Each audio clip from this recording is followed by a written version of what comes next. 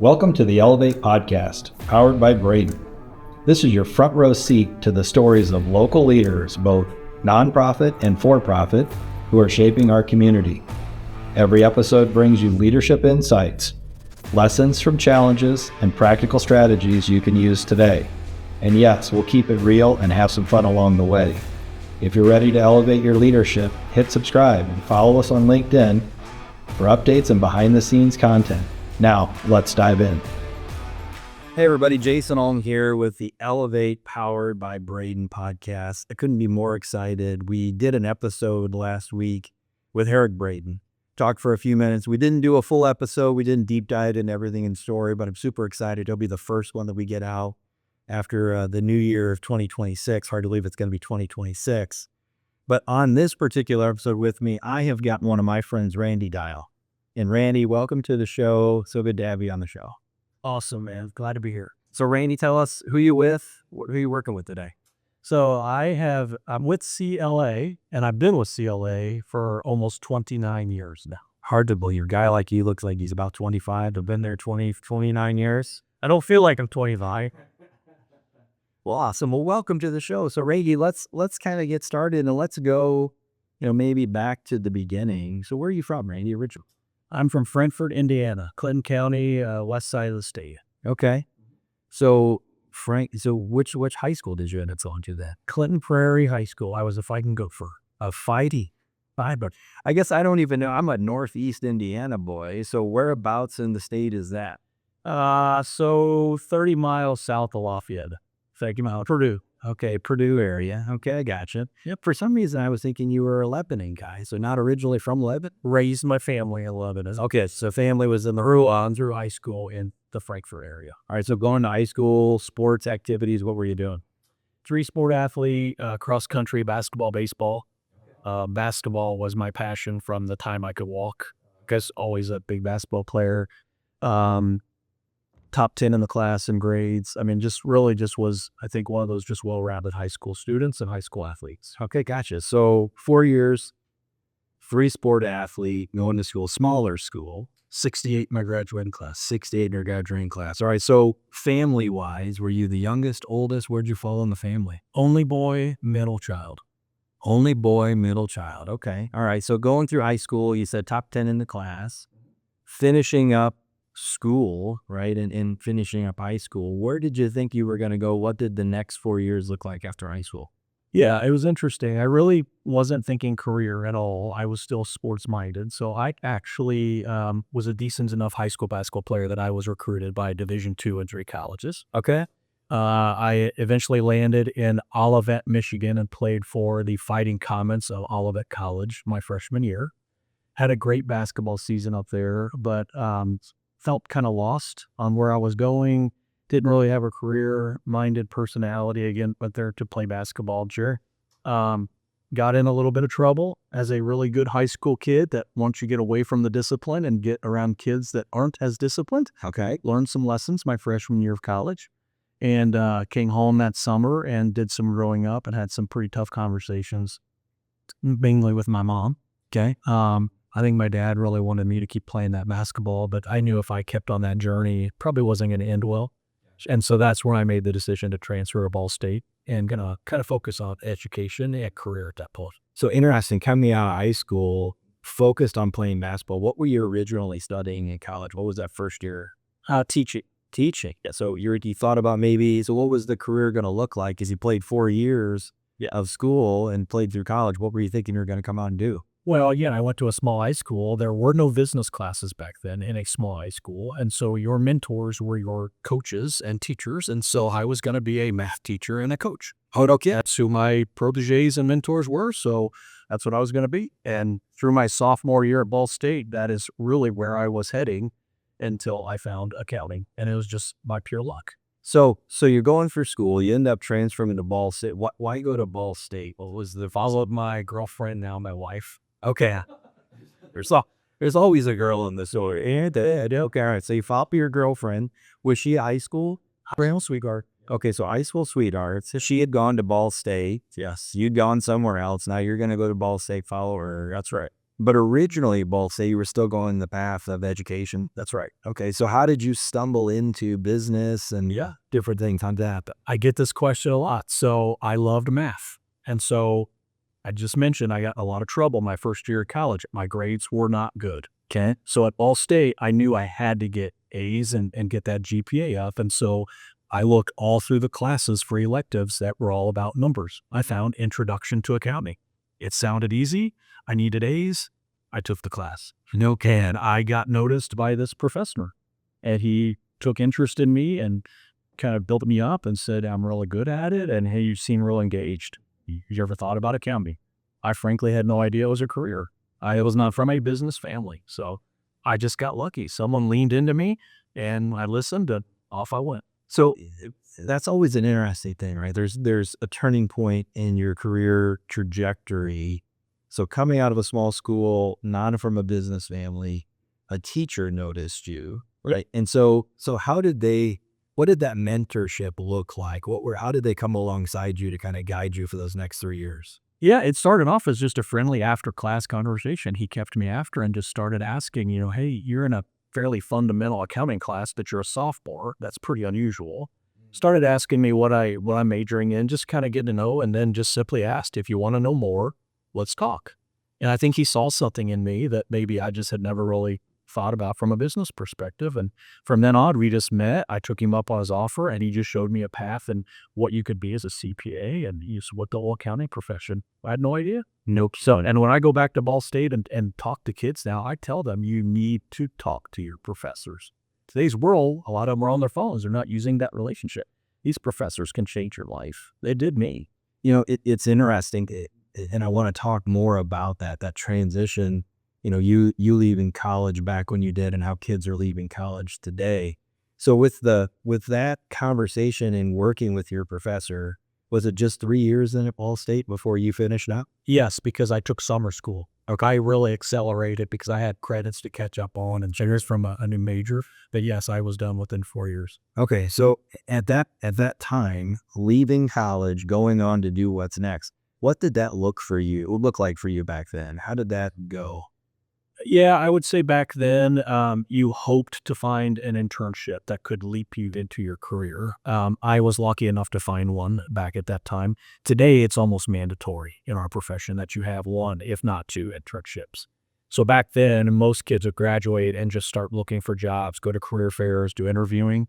Internships weren't as normal. Okay, I just happened to get lucky and found one, and I found one with some really great people that launched me into my career. So when I talk to some kids today and they're going through this right now, they're talking about doing an internship almost like it's a mandatory thing. Yep. When you were going to school, it wasn't quite as normalized. That's right. How did you fall into one? How did you find that? I had a friend who had a recent internship at the same company. My first initial internship here was with a different firm. He is the one who opened the door for me, at least got me an interview, and I was just lucky enough to get that interview. I worked hard. I've always been a hard worker. I think the people at that company really liked me, offered me a full-time job before I was even a senior in college yet. So I had everything lined up before I even left college. Didn't have to go through all this interviewing stress and all my classmates were kind of stressing out. I was just kept sitting there like, I've already got mine. No kidding. So always a hard worker. You said you didn't come from a business family. I mean, I'm curious, mom and dad, were they kind of pouring into you? Were they helping with that work ethic and learning those things? Where did that come from? Well, again, I was sports all through my life, and my dad was with me every step of the way. So yes, he's a disciplinarian. Always had me hardworking at home, whether it was mowing the yard, landscaping, painting, like he always had me work it. And so I got my discipline from my dad for sure. I thank God every day that I got that from him. My mom was more the softer, a disciplinarian to some extent, but given I was the only boy, I was kind of morphed to the dad's side as she had the two girls. Okay. Because I got the hard work from my dad, there's no question. Okay. So a question I think would be interesting for some individuals maybe coming out of college, getting ready to go into their career for the first time. When you left school, you did get to do the internship. And a lot of folks are doing that now, but are there some suggestions, knowing what you know today and how the business world works? What might you suggest a new college grad coming out of school? What could they do to get at it? I love this question. And it's a simple answer. Be busy. Mm. When we go to campuses and interview for jobs, if you are a 4.0 student and can show that you did nothing but class, we don't even look at your resume. Wow, that handed down. We go on campus and tell kids that. But if you give me a 3.2 who works 20 hours a week or is in a sport or is leading a nonprofit or one of the fraternities, I'm going that kid every day. And what they prove is I can juggle life and keep disciplined. This one hasn't learned to juggle life. They sat in a room and they've studied, they've gotten good grades. The successful kids today can juggle. And that's how I put it every time I go speak to them. No kidding. And you're that direct. We are that direct. We've hired some of these and they never work out. Really, because they've not been challenged. They don't know what it's like to have clients and family, and they just lose control of life very quickly. Yep. These, they can handle it. No kidding. And it's so interesting to hear that. Are you recommending, are they getting involved in LinkedIn? Are they doing community stuff? Are you talking about even to that aspect of what they should be doing? Yeah, absolutely. I encourage them to use LinkedIn. I mean, now high schools are using LinkedIn. So if you're not on LinkedIn at college, you're already behind the eight ball.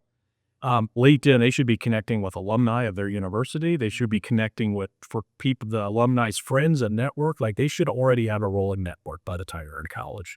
Kidding. That's how quick this is developed. Wow. And then secondly, yes, I tell them straight up, you need to tell us that you've had a job, what it was, how many hours. You need to show us that you were involved in your fraternity, whether it's a secretary, a president. We want to see stuff on your resume. That's awesome. And then you go to the top of the pile. Great advice, right? So it doesn't have to be the 4.0, give me the 3.2. That's right. But they've done all these other things. It proves that in a work week, they can get all their job done, even when life hits them. That's right. That's awesome. Exactly right. Love it. All right. So leaving Ball State, finishing up, getting done in 4 years. You go through your internship, but you said it was with a different firm. Yep. So how did you navigate and end up at CLA? The partner that hired me sold his practice during my internship. Okay. And I won't go into the story on this podcast. There's a really rotten story of how it all went down the day I found out. But he was just an awesome guy that I went under, and we'll probably get into some of that. But he called me after I was terminated that day from the internship and my future there. He called me and said, you don't have to worry, you're coming with me. And said, I've sold my practice to CLA. Of course, I was like, who the heck is CLA, right? And I knew that I was with a good man and at a good place. And so I technically started my career with CLA, but had that short intern spent at another firm. No kidding. But that's interesting, though, that the individual who sold the practice brought you along as an intern, right? So he saw something in you. That's right. Yep. Right. At a young age. And so how long did you work with that individual at CLA? How long was he there in the business? He retired at 2011. So I worked with him for 13 years. So you got a chance from the individual you started with, sells a practice. How was the structure back then? What were you doing when you first got into the business? Well, so, I'm with an accounting firm, but these accounting firms do so many different things today. I was hired into an internship in a group that does transaction work. Okay. So think of valuing a business. Think of due diligence in an M&A deal. Sure, that's the practice I kind of got hired into. I didn't ask to be in that group. It's just, here's the end. That's what which. And I fell in love with it. I said, how cool is it that I get to value a business? Ball State, they were teaching us audit and tax. There was none of this. Like, sure, it was really cool. And I loved it. And the one thing I'll never forget him telling me is like, hey, if you decide this is your career, you better make sure you understand that we start at zero every year. This is a non-recurring revenue business. These are all projects. So someone's going to hire us to do something, and then when it's done, we're gone. They're not coming back. Audit and tax have all these clients come back every year. So he said, if you really like this, I think you'd be good at it. You got to get really good at building it to work. And that's this whole concept that started me on this journey of, I need to know a lot of people. Right. So that's wow, that's interesting. So you didn't ask to be put in this evaluation group. You just get put into it randomly, which works out to be great. Did they see something in you from a personality standpoint that they thought you had the ability to do these things? I'm just curious. I know there was an opportunity, but why do you think that this individual said, Randie, you could do this? I think initially it's just because I I'm there early. I stay late. Like I'm just a hard worker. I love to do good work. And so did they see that I was the best numbers guy or no, not that early? I just think they saw a kid with a great personality, if a kid that comes in early and stays late if we need him, and I meshed well with the team. And so they saw enough to say, I think he'd be a great team member. Now, from then on, I had to prove there was just right. But sure, I just think they saw that I was a good fit for the team. I've been thinking about that recently, and a lot of things that we used to do in the old days, we used to look people in the eyes, we used to shake somebody's hand, we used to show up on time or be a little early, we'd stay a little late because that's just what we did. That's right. People have kind of gotten away from it a little bit. They have. If you do those things, you actually stand out. It's noticed. Right? It's people around us. And I'm talking to my kids, I got 5 kids and talking to some of them saying, hey, just do old stuff well. That's right. And that's maybe the first way to get started. All right, so you're doing the old stuff well. You get started, you're in this group. And so how does your career kind of take off to end up now to where you're the managing director of Indiana? And I think you're on the board nationally for CLA, right? That's right. Yeah. So how do you end up going there over 29 years? Well, I took some things to heart. I worked hard, of course, that's step number one. I could prove I was a good staff, which then you get promoted to senior, right? So you take these steps on your journey just to show that I'm here, I'm working hard. Yeah, I'm just going to keep growing. Sure. In the first few years, there was something that partner told me that really showed if I want to set myself apart, I needed to do this. And what he told me is, I never want to see you in here eating lunch. And what he was trying to tell me is, again, you're joining a practice that has to go find revenue each and every day. We're hunters. To do that, your funnel has to be big. Yeah, to make your funnel big, guess what? You got to go meet people all the time. And so he was telling me, you need to go buy lunch every day for someone. Bankers, attorneys, insurance brokers, go. Don't care who it is, just get your name out there. And so as a 22, 23-year-old, I was cold calling. Back then, you didn't have this luxury. I had email and LinkedIn. Yeah, sure. Cold calling attorneys that were my age, bankers that were my age, very awkward. Hey, you want to go get lunch? Yep. You don't know what you're going to talk about. You don't even know enough about what you do yet. That you just start making friends. Sure. And I got very comfortable at a young age just going in and meeting strangers. And before you know it, those people get promoted and they're now in higher positions. And your funnel just keeps going like this. And I start generating revenue. Probably in year 4. At an early age, I was also doing a lot of the work for valuation for litigation. So I'm starting to get asked to testify in court and get deposed for certain litigation. And I did some of that. Didn't like it, but I did some of that. And before you know it, you become a revenue producer and a fairly big name in the community in valuation. And you just elevate, and you become a partner. I became a partner January in 2012. No kidding. And that's just, I wasn't asking for the Indiana role, which I'll come back to, but it just, you work hard, you get out, you meet people, you do well, and it just happens. So pre-LinkedIn, really pre-email. I remember those days too. Friends, I was around those days too when you had to actually go knock on a door. That's right. Or pick up a phone. Yep. And when you're picking up the phone as a young kid coming out of college, you don't actually really even know all that you guys are doing. When you're having that first conversation with somebody over lunch, what in the world did you talk about? Were you just making friends? You just make friends. Yeah. It's, where'd you at high school? At that age, it's what sports did you play? Are you married yet? Where'd you go on your honeymoon? Like it's talk. Yep. But they know who you are and you're with Clifton and you know who they are and they're with Taft or whoever the offer. Like you just get to know each other. Yeah. Before you know it, something hits your desk, you need a referral, and it starts to happen. So I mean, it's amazing because I've known you now for the last 5 or 6 years and I see how all of that works for you now. But it's great to hear the Genesis story. It kind of all like I started. And it doesn't happen overnight. It's years of constant eating and networking events and being at things. And I don't know that I would have done it without him pushing me out. Like you need to go meet people. So one of the things I thought about is what's maybe one of the best pieces of advice people have been given in their career. Do you think that's probably one of the best is don't eat alone, go grumble up lunch with somebody? 2 pieces of advice. That is always go buy someone lunch. And then when you're there, have them talk. Don't make it about yourself. Good book called Give and Take, Adam Grant, and it's always about the other person. So I didn't learn that initially. Took me a while to get there. And I did witness the guy that hired me. He was more the selfish type of seller where he show up and he'd slide his cart across the table and say, hey, you haven't sent me any work in a while. Like he was kind of that direct. That just never felt good to me. And so I kind of watched and learned from some behaviors, and I just quickly learned to get the person talking on the other side of the table. Yeah, I don't care if it's about their kids, their vacations, their sports. And, I think there are some studies that say if the person talks most in the meeting, they feel guilty leaving the meeting and they want to meet with you again. And I picked up on that, and I just started making friends. Yeah, I've actually heard that also. The little strategy that I've talked about with some people over the years is, let's say we're having a half-hour meeting. I will do my best to get 27, 28 minutes of just you talking. Yep. Get you to talk about everything about under the sun, whatever it is, redirect questions, really not talk about myself at all. And then normally what happens is people, like you said, they feel guilty. Yep. And they'll say, Jason, I don't know anything about you. That's exactly right. Well, maybe we could schedule another time. And then I'll usually drop a bomb, what I call a bomb. And what a bomb is, there's a couple of things that I've done in my life that are kind of interesting, right? I've danced as a woman in ballet, right? I broke somebody's arm in another country smuggling out a little girl.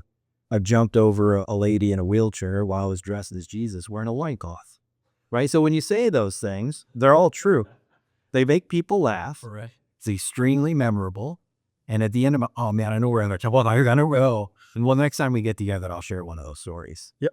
I'm memorable. They've talked about everything. The next time you get together, I get to open up with that story. Yep. We're kind of on rapport. That's it, right? We're building a relationship, and relationships are built, in my opinion, with two things: time and exchange of information. The more information you exchange, the more time you spend, the more intimate your relationship is. I totally agree. Right? And so it's Actually, if you don't even work with that person, you've gotten to know them well enough that you could probably help them with something. That's first a little bit. That's where it becomes, right? Yeah. It ends up just being, somebody, you could give them a call. I mean, look at our podcast room in here, which I think that we've done a great job with. I wanted a couple of barrels. Yeah. Like, how do I get some barrels? Well, I called a buddy who does some things with the barrels at West Fork, and he goes, "See, I gotcha." I haven't talked to him in a long time, but he's like, "No problem." Right? I got a couple of barrels in here. And so, it's something that small. I don't know what I'm going to do someday to help him, but probably will. It probably always has or something. That's right. So I love that. All right. So you make partner in like 2012. Okay. So now you're a partner. How does your role change? Are people reporting into you, or what's? Yeah, as a partner, you got, call it a book of business, right? So you're generating all this revenue and you're executing on it. You've got a team underneath you working on it, but you're the guy that's going to sign the report. If it's a litigation, testify. But your role is to lead the engagement and have the client relationship. Okay. So I do that for another couple years. And what happened is the CLA just kept getting bigger and bigger and bigger, acquisitions and whatnot. Yep. Our CEO in 2014 conducted an assessment and found that Indiana wasn't growing. The culture was not very good. And so they came here that year, him and his leadership team, to do one of those rah-rah weeks, right? Come on, guys, we're better than this. And as a result of that week, rumors started flying that they were going to make a change. And they're looking for a review beer. I wasn't really like, hey, I'll do it kind of thing. It just, my name started surfacing. As one of two or three that maybe they should consider. I was by far the youngest. I think I was 37 at the time. They were considering some older folks that had more season or whatever. Plus, I'm a consultant, not an accountant. That's a big deal. Okay. So putting a consultant in charge of an office back at that point was like, man, are we sure they understand and on in the tax and sure? Yeah. And basically that 2014 year plays out, and I got a call in late December that the firm had decided they wanted me to take the keys. And, I remember having my first conversation like, I want you to do this your way. We need a culture built. We need us in the market. I think that's why they went my direction. We need us branded. We kind of just need a holistic makeover of the Indiana practice. Okay. And so I took the keys January of 15. Very awkward start because, again, age, I'm a consultant.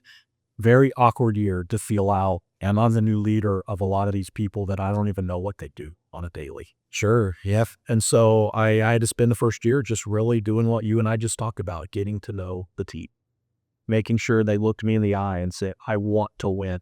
Yep. I'm not building this little consulting practice. I believe in all of this office. I want to build this with you, and just earning trust with certain people. It's interesting, Kevin, when you talked about the culture not being where it needed to be, and people talk about culture, they talk about different things. Are there maybe any tips or tricks, things that you do on a regular basis that helps create the culture that you put in place over at CLA? Yeah, I mean, the culture that I took over was a closed door culture. So people go in and shut their office door. Back then, it was the dark wood, no window, no glass, right? It was a shut door culture. It was a siloed culture, meaning the tax team had their little culture and the audit team had their little culture, and we all sat like that. I'd say it was almost like a little business of businesses. And I think that's what our CEO noticed. He's like, this is one team. This office feels like it operates in different teams. And it did. I was there. I watched it. Yeah. And so what I started doing, tips and tricks, that still work today, is first of all, you can't just sit in teams. If you're going to build the team, we have to sit together, like spread out together. So I mandated everyone move. And the OGS, they hated it. It was a horrible move. So you're telling everybody, you got to come out of your office, come over here, this guy, this, everybody's got You're moving from that office to here, and you're at the buddy you've been next to for 10 years is going way over there. Yeah. And that was hard. I got a lot of bad emails about how I was destroying culture. And he's like, which culture? Yours or ours, right? So that's a tip today that I still use. People just need to sit around and get to know everyone, not just their little clique or their team. I'd say you got to provoke fairness. Back when I took over, we had a certain group in the office that thought they were better than everyone else. And so as an example, they would buy lunch on a real busy day. They'd bring it in. The office could smell it, but they just ordered enough for their little route. And they would send a quick little secretive email, go get your food, and they'd go back to their desks and there'd be none left. So the other groups would be like, well, that's ours. Right? Yeah. So as a new leader, I put a stop to that. And they hated that. They loved being the chosen group to the office. Sure. I'm not allowing that. If we're going to buy lunch, we're going to buy lunch. Yeah. And so you just got to be inclusive. You got to be, you got to appreciate people. The culture I came from before I took over did none of that. There was no celebrations. There was no, hey, you're raw. Thank you for what you do. There was no, just recognition and appreciation. I'm big on that stuff. Yeah, sure. And so I started, the one thing I'll share is I started every Friday, a simple thing called the Friday email. And it started with just recognizing people that were doing little things. It has turned into, here we are 12 years later, I've never missed a Friday. I've been on cruise ships. I've been on Christmas. Like, I do not miss sending that out. And it's become an entire list of just awesomeness. And people cannot wait to see what's in the Friday email. Yeah. And that's just called culture.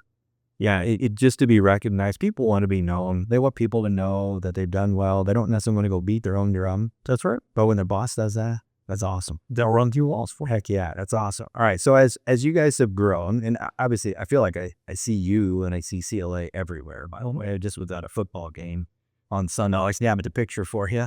And said, hey, look at this. It's my boy Randie. And so feel like I see you guys everywhere. How are you guys, now that you're managing the entire office and growing, how are you bringing in the next generation of talent? And has that changed a lot since when you came into the business? How are you doing that? Oh, for sure. Still hiring a ton at the campus level. I would say the expectation, though, is with technology and AI and all of the stuff that everyone's hearing about, the expectation that these kids come in and they're not going to sit there for 2 years and do grunt work like I did. Yeah, like back in the day, it was pull out these things and read them and go enter them in Excel and tabulate them up and run all these models. Those days are gone. Like AI and technology is doing so much of that today. Do we still need all these people? Yes, we do. That their jobs are now going to start almost like a senior, where you're going to be expected to look at what the technology did and ensure it's correct, and then be able to have client conversations much sooner in their careers than a lot of us did. Interesting. So I was actually, one of the segments I was going to talk about was a little bit of technology, right? So I wanted to go through some of that. Are the young students, are the students coming out of school, are they being prepped in college to understand how to leverage the AI tools? Or are you having to do that when they get into your four walls? How are they understanding the tools? Yeah. And then being able to pick that up and go forward? I think there's so much customization to the tools. Most of the learning is done when they land at CLA. Okay. I do believe colleges, though, are starting to wake up and knowing what we're looking for are starting to embed a lot of that variety education. It's just not there yet. I think it's coming. I would say most of our staff land, they get a great onboarding, they get their customized training, and then they rock and roll from there. Got it. So when you think about AI, one of the things that people have is they'll talk a little bit about kids having kids, but students coming out of school, new employees, and needing to maybe think about how their job is going to be different when they get into the workforce, right? Are they doing more relational things than what they would have done in the beginning? You mentioned grunt work, Yeah. right? So some of that grunt work is being done by the AI. Are they having now to communicate with clients at an earlier age and the expectations there? And how are you getting them ready for that? Because some of these folks, I know some of my kids are on their phones a lot, right? So, but I'm imagining you're expecting them to be able to communicate in person. Yeah, and that's this acceleration of being a staff now. You're going to be expected to come in and communicate to clients. That's this elevation. So how do you prepare them for that? Well, I'd say there's a couple things. One is, remember when I went back and said we prefer the kid that can juggle life? Yep. Usually if they have a resume like that, they're pretty good like this. But good communicators, they've had a job. Yeah. This kid over here with the 4.0, if you're talking to him, might be usually I'll get bad, right? So step one is look for the kids that already have a personality. Got it. Secondly, I think a lot of the colleges are asking this very question. Hey, CLA, what do you expect out of your first year? Well, we expect them to be able to have a conversation and be able to take what is being done and communicate it. So they're now embedding into their classrooms soft skills. How do we get these kids off of the device and eyeball to eyeball and just I think you're going to start seeing that as a major focus area, at least in accounting with staff. Got it. So, yeah, and it's working. I mean, I think a lot of the crop we're hiring, these kids are very social. They're very engaging, and it's exciting to see. I don't see a whole lot of the old bookworm accountants that we think about when you hear the word accounting. You still see those anymore. So there's been an evolution to where now the accounting folks are more like Randie Dial. They're able to talk to beat those for conversations. And so are they out doing similar things? Are they out talking to clients and having lunch with clients like you were? Absolutely. Absolutely. Okay, so that's a change as opposed to sitting back in the office. They're out building relationships as well. That's right. Okay. And we're having more team collaboration meetings in our new office space, right? It's built out to be more together. Don't go in a cubicle and sit there for 8 hours. That's what it was like when I started. Those days are gone. Okay, gotcha. All right. So technology, just one more quick question. We talked a little bit about AI and how that's doing some of the grunt work. Is that predicated by CLA and the way you deliver services to clients? Or are clients mandating that you guys do things in a certain way or leverage some technology? How is tech being kind of shaped in your business? I think it's more CLA driven, but it's I'll call it a survival tactic. Like where this profession is going rapidly right now is to private equity. We are one of the larger firms left that had not taken private equity investments. We have said we're going to stay independent. We are not going to offshore. We're trying to do everything we can to be different than everyone else. So I think our tactic using AI and technology to automate is to fight some of what other firms do by simply sending jobs offshore. So you're talking about your strategy, Randie, and it's to leverage a different model than some of your competition. Maybe talk a little bit about that. Yeah, I mean the profession is rapidly changing, like I said, and what's happening is offshoring is becoming almost a thing every firm is doing. And private equity is investing a ton of money in these accounting firms, rolling up other firms, and then basically putting AI and automation in place. Sure. So our only way to compete is to do the same thing. Yep. We're not going to offshore. We're doing something different within the States by building what we call the CLA Academy, which is offering jobs to those that maybe had totally different careers. They're looking for a second chance. Oh, no kidding. It's a really cool program. And then also we are embedding AI and automation. And so our hope is our way of fighting it allows us to stay independent and just be our own partnership versus having to rely on external investors. Yeah, it's interesting. You could try to go down that path everybody else is, but if you're saying something different and doing something different, you can differentiate yourself. That's our marketplace. Sure. So, and it comes down to, I'm imagining a lot of the business you guys are selling comes down to relationship. Absolutely. And that's where we think we will win the eventual way. We are a Main Street America firm, and I think relationships at some point are going to take precedent over AI technology and whatever your systems can do. It is people want this. Yeah, and I think even they're going to want it even more. They may not know they want it so much now, but as things evolve a little bit, they're going to want to go back to, that's right, what I call the old tactics, right? Sitting down in front of somebody that you know, like, and trust. That's right. Having a conversation and helping their business. That's right. So we talked a lot about CLA and kind of what you're doing there, but one of the other things that I notice is that you're really involved in the community. So maybe let's talk a little bit about involvement in the community, different places where you're involved, and kind of why did you start going down that path? Because understand exactly why you're having conversations with people at lunch, right? And trying to build relationships there. Talk to me a little bit about community involvement. Yeah, well, I mean, it again, I got good early at just meeting people. I truly love doing that. I love just meeting with someone and hearing their story. That's usually my tagline, just tell me your story. And as I started doing that, it put me in front of some really cool nonprofits early in my career. And I just started to feel, man, there's a lot of good organizations out there doing good for people. And so there's a ton of nonprofits from your own. I just particularly have heart for those that are just really helping people with some real just needs of life. Think of Gleaners, helping feed people. I mean, that's just a simplicity thing in life, and they're helping people find food. Think of Dress for Success, helping women that have been through a domestic issue and just find clothing, get back on their feet, and go find a job.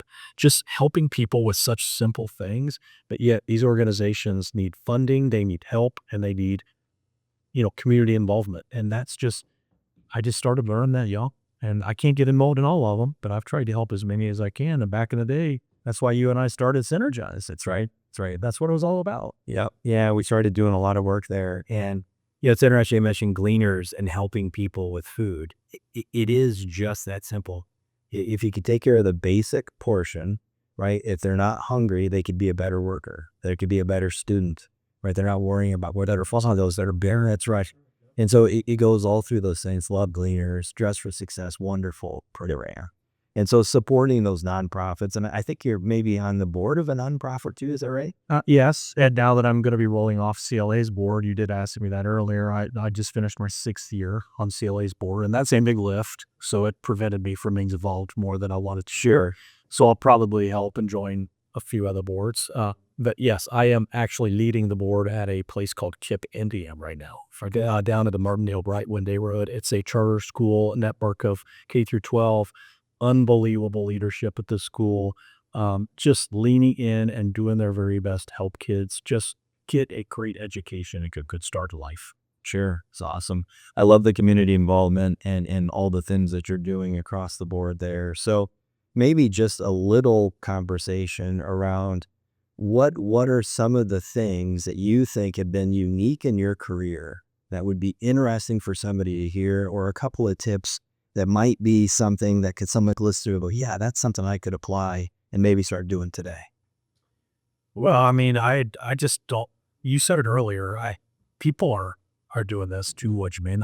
It's not unique, but I do think people just need to get out more. Yeah. Like, go meet strangers, go ask people about what they're doing and how you can help them. I just think that's something that made my career, quite frankly, but just getting to know people. I'd certainly say that's one.